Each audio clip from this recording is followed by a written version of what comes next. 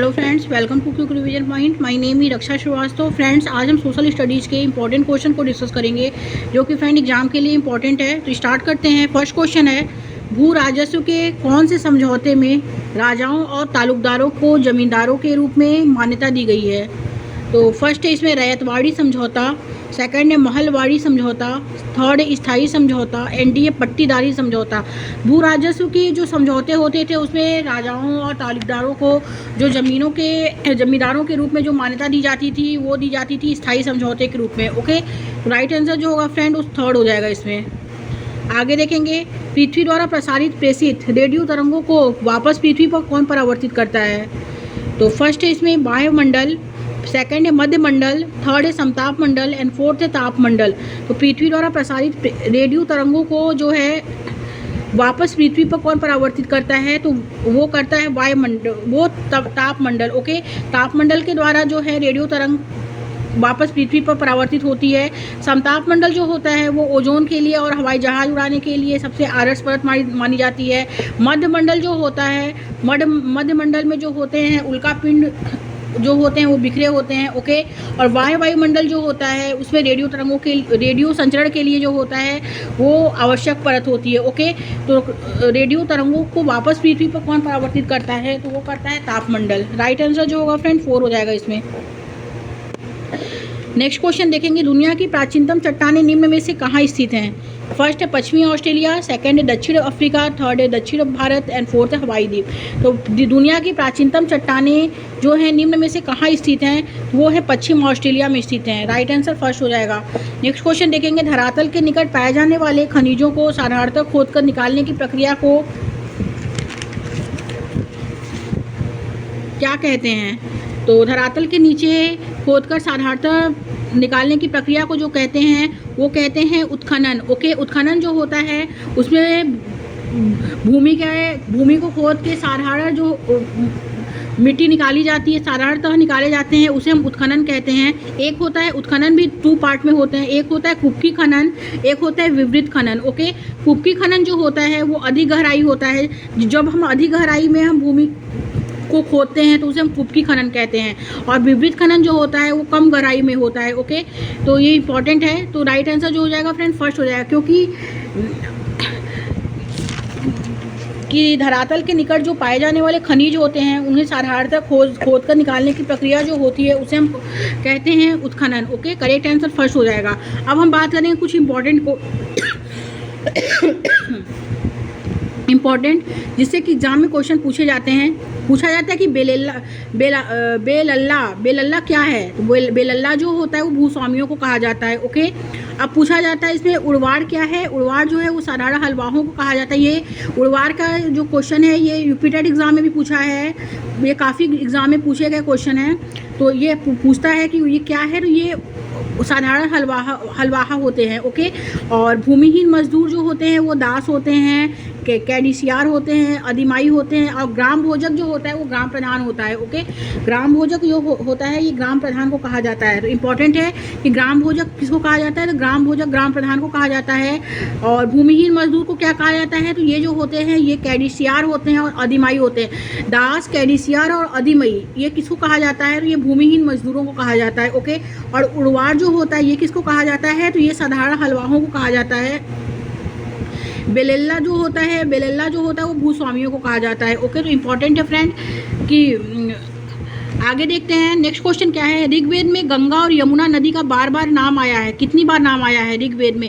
ऋग्वेद जो है सबसे पुराना वेद है। ऋग्वेद की जो रचना है वो लिखी नहीं जाती थी, उसकी रचना हुई थी। ओके, ऋग्वेद की रचना हुई थी, और ऋग्वेद में जो है वो इंद्र, अग्नि तथा सोम देवता प्रमुख है। ऋग्वेद की जो रचनाएं हैं वो 1024 रचनाएं हैं। ओके, और ऋग्वेद में जो गंगा का और यमुना का जो उल्लेख हुआ है उसमें एक बार हुआ है। ओके, तो राइट आंसर डी हो जाएगा इसमें। आगे देखेंगे फ्रेंड, चिरांद कहाँ है? चिरांद जो पड़ता है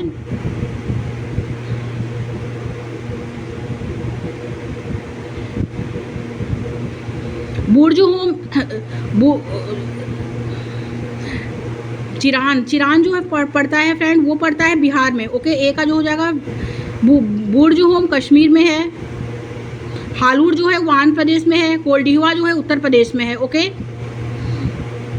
इम्पॉर्टेंट है कि चिरान बिहार में पड़ता है, कोल्डिवा उत्तर प्रदेश में, बुर्जहोम कश्मीर में एंड हालूर जो है वो आंध्र प्रदेश में है। ओके, आगे देखेंगे मनीग्राम। मनीग्राम और नॉन देसी निम्नलिखित में से क्या थे? इम्पॉर्टेंट है मनीग्राम और नॉन देसी, ये यूपी टेट में पूछा गया क्वेश्चन है कि मनीग्राम और नॉन देसी क्या थे। तो ये फर्स्ट है चोल काल के प्रसिद्ध शहर थे, सेकंड है दक्षिण भारत के प्रसिद्ध व्यापार संघ थे, थर्ड है चोल शासन की प्रशासनिक इकाई थी एंड फोर्थ है ब्राह्मणों को ब्राह्मदेव के रूप में दिए गए प्रसिद्ध गाँव थे। तो मनीग्राम और नॉन देसी जो होते थे फ्रेंड, ये होते थे दक्षिण भारत में प्रसिद्ध व्यापार संघ था। ओके, राइट आंसर सेकंड हो जाएगा। नेक्स्ट क्वेश्चन देखेंगे फ्रेंड। नेक्स्ट क्वेश्चन क्या है? मध्यकालीन असम में पाइक। मध्यकालीन असम में पाइक निम्नलिखित में से क्या थे? फर्स्ट है बलात् मजदूर थे, सेकंड है बागान में काम करने वाले मजदूर थे, थर्ड है पानी लाने वाले थे एंड फोर्थ है अनिवार्य सेना के सदस्य थे। ये सेंट्रल का क्वेश्चन जो है फ्रेंड, ये यूपी में भी पूछा है कि मध्यकालीन असम में पाइक निम्नलिखित में से क्या थे? तो पाइक जो होते थे फ्रेंड, वो होते थे बलात् मजदूर। ओके, बलात् मजदूर होते थे जिन्हें हम पाइक कहते हैं। तो राइट आंसर फर्स्ट हो जाएगा। आगे देखते हैं फ्रेंड, नेक्स्ट क्वेश्चन क्या है? नेक्स्ट क्वेश्चन है 19वीं सदी में ईसाई मिशनरियों ने भारत में क्रिश्चियन शिक्षा को क्यों लागू करना चाहा? तो 19वीं सदी में ईसाई मिशनरियों ने भारत में क्रिश्चियन शिक्षा को क्यों लागू करना चाहा? फर्स्ट है संभ्रांत वर्ग को शिक्षा करने के लिए, सेकंड है लोगों के नैतिक चरित्र को सुधारने के लिए, थर्ड है जन सामान्य को शिक्षित करने के लिए एंड फोर्थ है भारतीयों को कंपनी सरकार के प्रति वफादार बनाने के लिए। तो इसमें जो करेक्ट आंसर होगा फ्रेंड कि 19वीं सदी में ईसाई मिशनरियों ने भारत में क्रिश्चियन शिक्षा को क्यों लागू किया? ये यूपी टेट 2011 में पूछा गया क्वेश्चन है कि 19वीं सदी में ईसाई मिशनरियों ने भारत में क्रिश्चियन शिक्षा को क्यों लागू किया। और बहुत से एग्जाम में भी पूछा गया क्वेश्चन है क्योंकि लोगों को नैतिक चरित्र को सुधारने के लिए इन्होंने 19वीं सदी में ईसाई मिशनरियों को जो है क्रिश्चियन शिक्षा को लागू करना चाहा। ओके, राइट आंसर सेकंड हो जाएगा। नेक्स्ट क्वेश्चन है फ्रेंड, स्त्री पुरुष तुलना पुस्तक का लेखक कौन किया है? लेखक कौन है? तो स्त्री पुरुष तुलना जो है वो है इसमें ताराबाई शिंदे का। ताराबाई शिंदे जो है वो स्त्री पुरुष तुलना पुस्तक की लेखिका है। ओके, और पंडिता रमाबाई जो हैं, पंडिता रमाबाई इन्होंने अपने को पुरुष जैसा होने का दिखाया है कि वो ओके कि वो स्त्री को इसमें पुरुष होने का जो दिखाया गया है वर्ण, वो पंडिता रमाबाई को दिखाया गया है।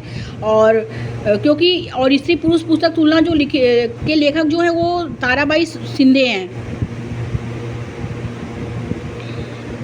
आगे देखते हैं फ्रेंड, वंदे मातरम आंदोलन को किस नाम से जाना जाता है? ये यूपी टेट 2011 में पूछा गया क्वेश्चन है। वंदे मातरम आंदोलन को किस नाम से जाना जाता है? तो फर्स्ट है असहयोग आंदोलन, सेकंड है स्वदेशी आंदोलन, थर्ड है सविनय अवज्ञा आंदोलन एंड फोर्थ है स्वतंत्रता आंदोलन। तो वंदे मातरम आंदोलन को जो जाना जाता है फ्रेंड वो स्वदेशी आंदोलन के नाम से जाना जाता है। ओके, राइट आंसर सेकेंड हो जाएगा। आगे देखते हैं नेक्स्ट क्वेश्चन क्या है। भारतीय उपमहाद्वीप के प्राचीनतम नगरों पर परियोजना कार्य की योजना बनाते समय आप छात्रों को किस क्षेत्र की जानकारी प्राप्त करने के लिए कहेंगे? तो इसमें जो है फ्रेंड ये इंपॉर्टेंट क्वेश्चन है, मैच करने वाला बहुत से एग्जाम में पूछे गए क्वेश्चन है कि भारतीय उपमहाद्वीप के प्राचीनतम नगरों पर परियोजना कार्य की योजना बनाते समय आप छात्रों को किस क्षेत्र की जानकारी प्राप्त करने के लिए कहेंगे? तो गंगा घाटी जो होता है फ्रेंड ये है, इसमें इसका हो जाएगा कि लगभग 2500 वर्ष पूर्व गंगा नदी और उनकी सहायक नदियाँ। ओके, ए का जो हो जाएगा ये 4 हो जाएगा। नर्मदा नदी जो होता है ये होता है कि ये सहायक नदियों किनारे बसे हुए शहर फूलते फूलते थे। सिंधु घाटी जो है ए का जो हो जाएगा वो डी हो जाएगा। और बी जो है नर्मदा घाटी जो होता है ये सहायक नदियों के किनारे जो बसे जो होते थे ये शहर होते थे। ओके, तो बी का जो हो जाएगा फ्रेंड ये हो जाएगा सी। और सिंधु घाटी जो है सिंधु नदी और उसकी सहायक नदियाँ, और सी का जो होगा वो हो जाएगा बी एंड ब्रह्मपुत्र घाटी का ये हो जाता है। ओके, लगभग 4700 वर्ष पूर्व। तो इम्पॉर्टेंट है कॉमन एरा क्या है, क्वेश्चन इंपॉर्टेंट है। कॉमन एरा क्या है? तो क्रिश्चियन एरा है जो अब दुनिया के अधिकांश हिस्सों में स्वीकृत है। ओके, और आगे देखते हैं सन 2012 निम्नलिखित में से किस प्रकार से लिखा जाता है। तो सन 2012 जो है फ्रेंड वो एडी 2012 में, एनो डोमिनी 2012 में हम इसको लिख सकते हैं। सन 2012 एनो डोमिनी जो होता है फ्रेंड ईसा मसीह के जन्म के पूर्व होता है। ओके, मतलब बिफोर कॉमन एरा जिसे हम BCE कहते हैं, और एक होता है कॉमन एरा जिसे हम CE बोलते हैं। ओके, तो इम्पॉर्टेंट है। आगे देखते हैं ईसा मसीह के जन्म के पूर्व सभी तिथियां एनो डोमिनी के रूप में जानी जाती हैं। ओके, तो ये करेक्ट है कि ईसा मसीह के जन्म के पूर्व सभी तिथियां जो होती थी एनो डोमिनी के, तो ये गलत।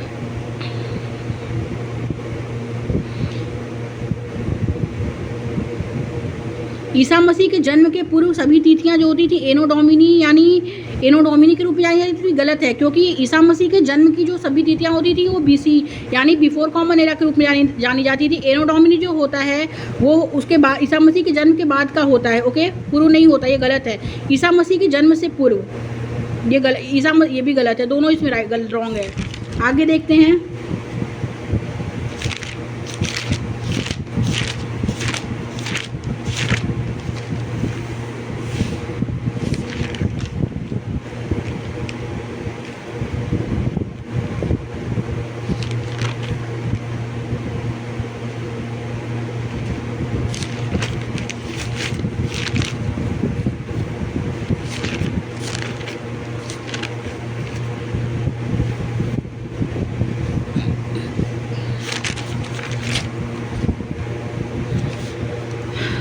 नेक्स्ट क्वेश्चन है फ्रेंड, विश्व में सर्वाधिक अवसाद ढोने वाली नदी कौन सी है। तो विश्व में सर्वाधिक अवसाद ढोने वाली नदी है, ए है अमेजन, बी है नील, सी है ब्रह्मपुत्र एंड डी है गंगा। तो विश्व में सर्वाधिक अवसाद ढोने वाली जो नदी है वो है ब्रह्मपुत्र नदी। ओके, नेक्स्ट क्वेश्चन देखेंगे, भूगोल की वह शाखा जो विशिष्ट मानव जनसंख्या की संरचना के विषय से संबंधित है कहलाती है। तो क्या कहलाती है, ए नगरीय भूगोल कहलाती है, जैव भूगोल कहलाती है, जनसांख्यिकी कहलाती है, मानव संसाधन कहलाती है। तो भूगोल की वह शाखा जो विशिष्ट मानव जनसंख्या की संरचना के विषय से संबंधित है वो जनसांख्यिकी कहलाती है। राइट आंसर सी हो जाएगा। आगे देखते हैं फ्रेंड, नेक्स्ट क्वेश्चन क्या है। कोयला एक उदाहरण है, ए है आग्नेय सेल का, बी है अवसादी सेल का, सी है रूपांतरित सेल का, डी है कोई नहीं। तो कोयला जो है वो अवसादी सेल का क्या है, उदाहरण है। ओके, राइट आंसर जो होगा फ्रेंड इसमें सेकंड हो जाएगा। नेक्स्ट क्वेश्चन देखेंगे, निम्नलिखित में से कौन सा जो है कृषि आधारित उद्योग नहीं है। तो ए है वनस्पति तेल उद्योग, ये कृषि आधारित उद्योग है। सूती वस्त्र उद्योग भी कृषि आधारित उद्योग है। चर्म उद्योग भी कृषि आधारित उद्योग है। बट मत्स्य तेल निर्माण उद्योग जो है ये कृषि आधारित उद्योग नहीं है। राइट आंसर सी हो जाएगा। नेक्स्ट क्वेश्चन देखेंगे, तरंगे तब पैदा होती हैं जब, फर्स्ट है समुद्री सतह पर पवन बहती है, सेकंड है सूर्य एवं चंद्रमा पृथ्वी की सतह पर गुरुत्वाकर्षण बल लगाते हैं, थर्ड है समुद्र की सतह पर पानी का तापमान बढ़ जाता है, एंड फोर्थ है समुद्र की सतह पर गर्म और ठंडी जलधाराएं मिलती हैं। ये central level and state level दोनों में पूछा गया क्वेश्चन है कि तरंगे तब पैदा होती हैं जब समुद्री सतह पर पवन जो है बहती है। ओके, राइट आंसर फर्स्ट हो जाएगा इसमें। नेक्स्ट क्वेश्चन देखेंगे फ्रेंड्स, निम्नलिखित स्थलाकृतियों में से किसे जो है छत्रक सेल पाए जाते हैं। छत्रक सेल किसमें पाए जाते हैं, ए है समुद्री गुफा, बी है रेगिस्तान, सी है डेल्टा एंड डी है हिमनद हिमोर। तो निम्नलिखित स्थलाकृतियों में से जो छत्रक सेल पाए जाते हैं वो पाए जाते हैं इसमें रेगिस्तान में। ओके, यूराल पर्वत अलग करते हैं, यूराल पर्वत किसको किससे अलग करते हैं। तो ए है अफ्रीका और यूरोप को अलग करते हैं, उत्तर अमेरिका और दक्षिण अमेरिका को अलग करते हैं, अफ्रीका और एशिया को अलग करते हैं, एशिया और यूरोप को अलग करते हैं। तो यूराल पर्वत जो अलग करते हैं वो एशिया और यूरोप को अलग करते हैं। ओके, राइट आंसर डी हो जाएगा फ्रेंड्स। नेक्स्ट क्वेश्चन देखेंगे, तीन ओर से समुद्र से घिरा हुआ स्थलीय भाग कहलाता है, क्या कहलाता है। ए है तट कहलाता है, द्वीप कहलाता है, प्रायद्वीप कहलाता है, डेल्टा उत्तर कहलाता है। तो तीन ओर से जो समुद्र से घिरा हुआ स्थलीय भाग जो होता है वो प्रायद्वीप कहलाता है। ओके, राइट आंसर सी हो जाएगा। नेक्स्ट क्वेश्चन देखेंगे फ्रेंड्स, स्वर्णिम चतुर्भुजी महामार्ग निम्न में से किनको जोड़ता है। तो वो जोड़ता है दिल्ली को अहमदाबाद से और मुंबई को कोलकाता से। ओके, राइट आंसर सेकंड हो जाएगा। आगे देखेंगे फ्रेंड, मैत्री और दक्षिण गंगोत्री नामक भारत के शोध संस्थान निम्नलिखित में से कहाँ स्थित है? ये स्टेट लेवल में पूछा गया क्वेश्चन है, 2011 में पूछा गया ये क्वेश्चन है कि मैत्री और दक्षिण गंगोत्री नामक भारत के शोध संस्थान निम्नलिखित में से कहाँ स्थित हैं? तो ए है ऑस्ट्रेलिया, सेकंड है यूरोप, थर्ड है Africa and fourth Antarctica.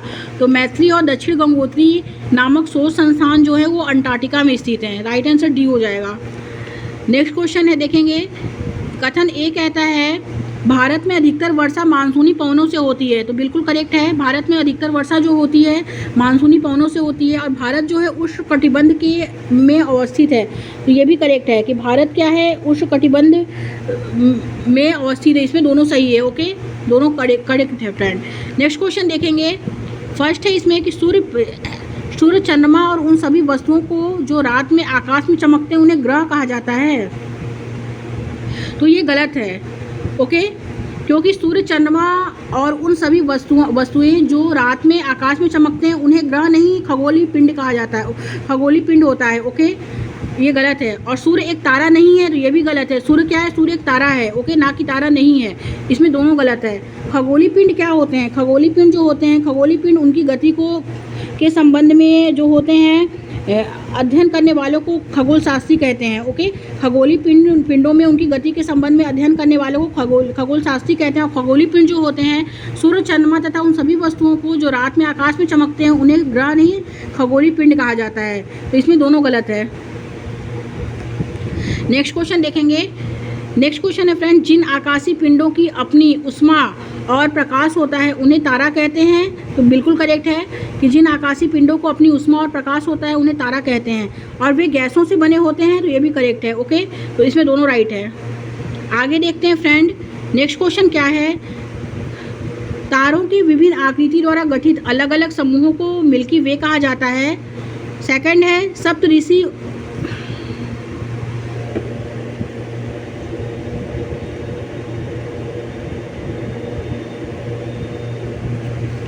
Second है इसमें सप्तऋषि अर्सा मेजर नक्षत्र का एक हिस्सा है।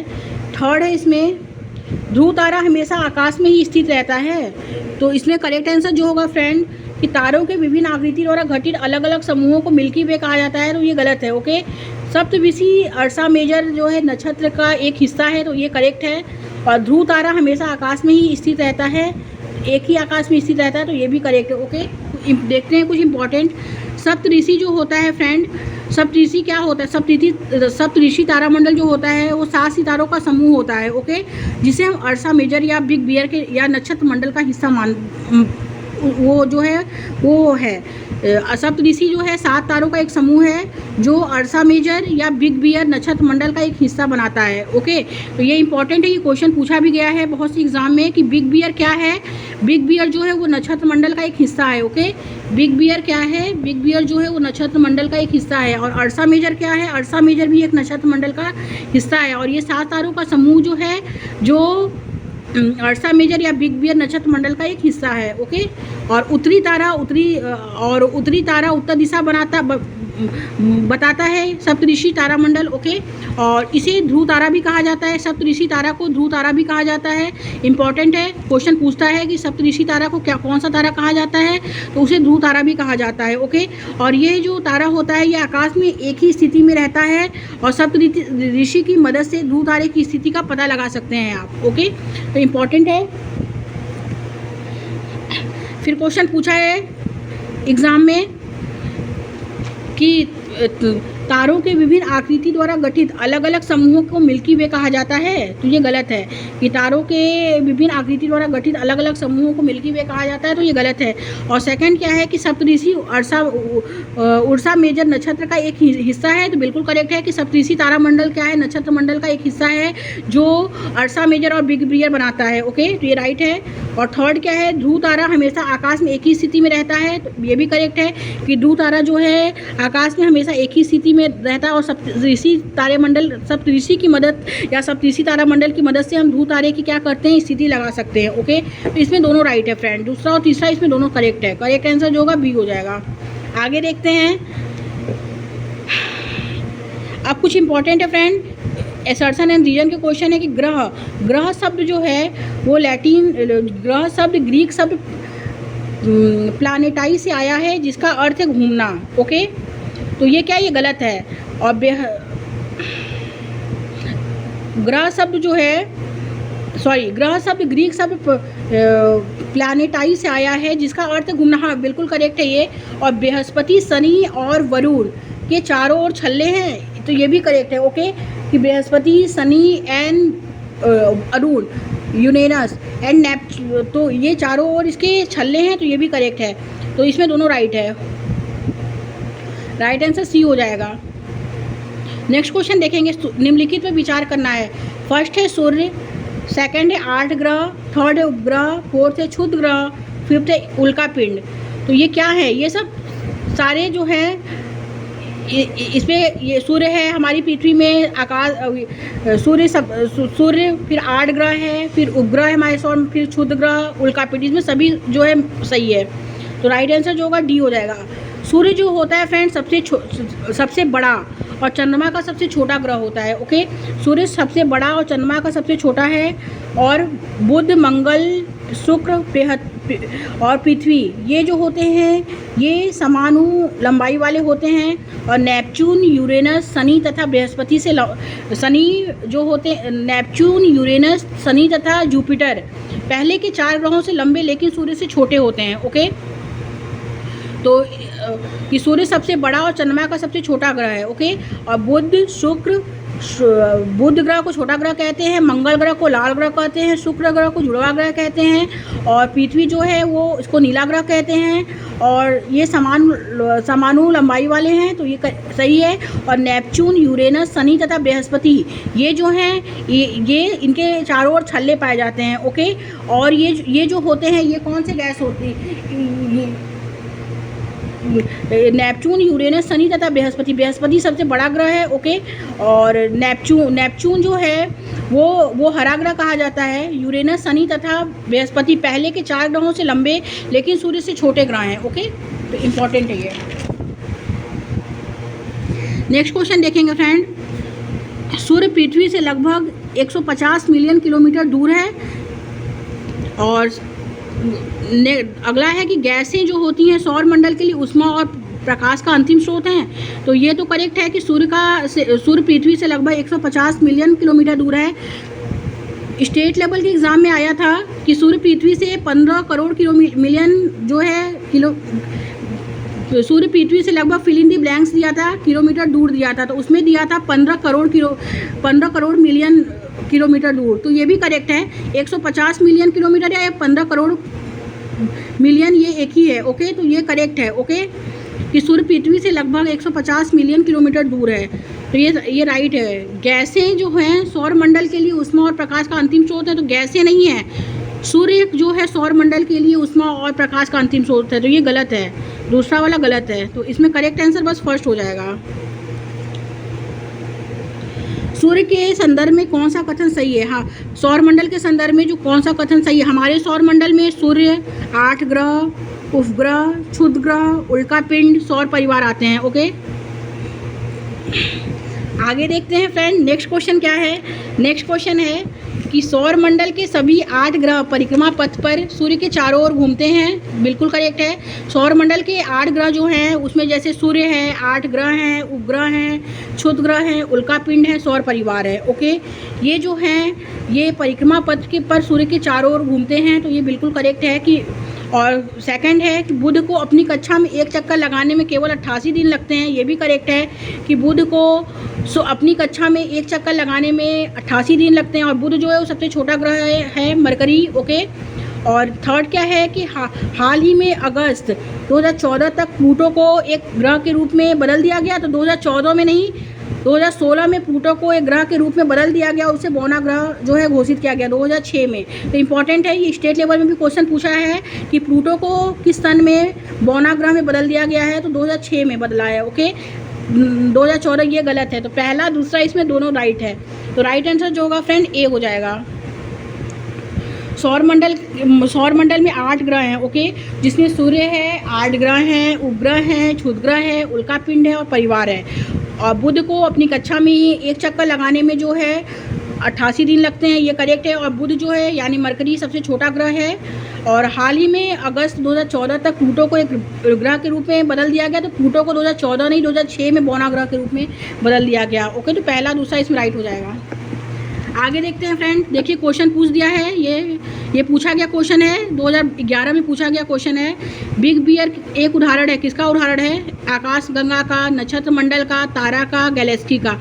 तो बिग बियर जो है ये नक्षत्र मंडल का उदाहरण है। ओके, प्लैनेट क्या होते हैं? प्लैनेट जो होते हैं सौर मंडल के सभी 8 ग्रह एक निश्चित पथ पर सूर्य का चक्कर लगाते हैं, जिसे हम दीर्घवृत्ताकार में फैले हुए हैं, यानी इलोंगेटेड है। ओके, इलोंगेटेड फैले हुए हैं। सौर मंडल में सभी 8 ग्रह जो होते हैं एक निश्चित पथ पर सूर्य का चक्कर लगाते हैं।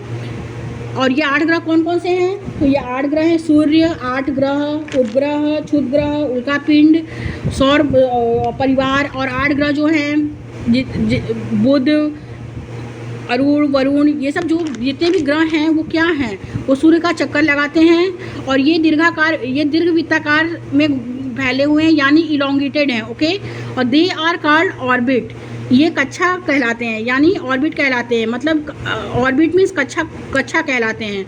तो ये इंपॉर्टेंट है। ये एसर्शन एंड रीजन में क्वेश्चन देता है कि सौर मंडल के 8 ग्रह एक निश्चित पथ पर सूर्य का चक्कर लगाते हैं। फिर दे देगा बी में कि ये कक्षा कहलाते हैं, तो दोनों राइट हो जाएगा इसमें। ओके, कि सौर मंडल के सभी 8 ग्रह जो होते हैं एक निश्चित पथ पर सूर्य का चक्कर लगाते हैं और दीर्घवृत्ताकार में फैले हुए हैं। तो ये क्वेश्चन 2011 में यूपी टेट में पूछा गया है कि सौर मंडल में जो 8 ग्रह होते हैं वो किस दिशा कैसे फैले हुए हैं? तो वो इलोंगेटेड फैले हुए हैं, यानी दीर्घवृत्ताकार में। ओके, इंपॉर्टेंट है, बीच बीच में उठा के से क्वेश्चन पूछता है एग्जाम में। और दे आर कॉल्ड ऑर्बिट, ये कक्षा कहलाते हैं। मरकरी क्या है? मरकरी जो है बुध ग्रह है। ओके, इंपॉर्टेंट है, सूर्य का सबसे करीबी ग्रह है। सूर्य का सबसे करीबी ग्रह कौन है? ये क्वेश्चन डायरेक्ट बनता है। सूर्य का सबसे करीबी ग्रह जो है वो मरकरी है, यानी बुध ग्रह है। Okay, closed planet of to the sun के सबसे करीब का ग्रह है। ओके, और सौर मंडल का सबसे छोटा ग्रह है। सौर मंडल का सबसे छोटा ग्रह कौन सा? ये भी डायरेक्ट क्वेश्चन बनता है, तो बुध ग्रह है, यानी mercury. Smallest planet in the solar system. Okay, smallest planet in the solar system is mercury. Okay, और सूर्य की परिक्रमा करने में लगभग 88 लगने वाला समय 88 दिन का है। अभी हम लोग पढ़े हैं कि बुध ग्रह जो है वो सूर्य की परिक्रमा करने में जो समय लगाता है वो 88 दिन का समय लगाता है। ओके, तो ये भी राइट है। Time taken to orbit the sun 88 days. Okay, और इसका कोई वातावरण या कोई उपग्रह नहीं है, और मरकरी ग्रह का कोई वातावरण या कोई उपग्रह नहीं है। ओके, क्योंकि it has no atmosphere and no satellites. तो Mercury is closest planet to the sun, smallest planet in the solar system. Time taken to orbits the sun 88 days and it has no atmosphere and no satellites. Okay, तो important है friends. और अगस्त 2000 यहाँ question ये NCERT का direct question है कि अगस्त 2006 तक प्लूटो भी एक ग्रह माना जाता था। ओके, तो ये इम्पोर्टेंट कि क्वेश्चन पूछा भी गया है यूपी टेट में कि प्लूटो को बौना ग्रह कब माना गया है? तो 2006 में माना गया है। अगस्त 2006 तक प्लूटो भी एक ग्रह माना जाता था। अंतर्राष्ट्रीय खगोलीय संगठन ने यह निर्णय लिया कि कुछ समय पहले खोजे गए अन्य खगोलीय पिंड तथा प्लूटो बौने ग्रह कहे जाएंगे। ओके, तो प्लूटो को बौना ग्रह 2006 में कहा गया है। इम्पॉर्टेंट है। आगे देखते हैं फ्रेंड, आकार के अनुसार जो है पृथ्वी सौरमंडल का तीसरा सबसे बड़ा ग्रह है। तो आकार के अनुसार जो है पृथ्वी सौरमंडल का तीसरा सबसे बड़ा ग्रह है, तो ये गलत है। और सेकंड क्या है कि पृथ्वी का आकार जियोइड है, यानी भूआब है, तो ये करेक्ट है कि पृथ्वी का आकार जो होता है भूआब है, ये करेक्ट है। इसमें ओनली सेकंड करेक्ट है। कुछ देख लेते हैं आगे, इम्पोर्टेंट है। पृथ्वी यानी अर्थ, इससे भी क्वेश्चन बहुत पूछे जाते हैं। सूर्य से दूरी के हिसाब से पृथ्वी जो होता है वो तीसरा ग्रह है। ओके, और आकार में 5वां सबसे बड़ा ग्रह है पृथ्वी। सूर्य से दूरी के हिसाब से पृथ्वी तीसरा ग्रह है और आकार में 5वां सबसे बड़ा ग्रह है। तो डायरेक्ट क्वेश्चन बनता है कि पृथ्वी जो है 5वां सबसे बड़ा ग्रह कौन सा है? तो पृथ्वी है। ओके, और सूर्य की दूरी के हिसाब से तीसरा ग्रह है और आकार में 5वां सबसे बड़ा ग्रह है। आगे देखेंगे, जीवन के लिए अनुकूल परिस्थितियाँ जो हैं संभवतः केवल पृथ्वी पर ही पाई जाती हैं और 71% पानी की वजह से ही इसे नीला ग्रह भी कहा जाता है, ओके, अर्थ को।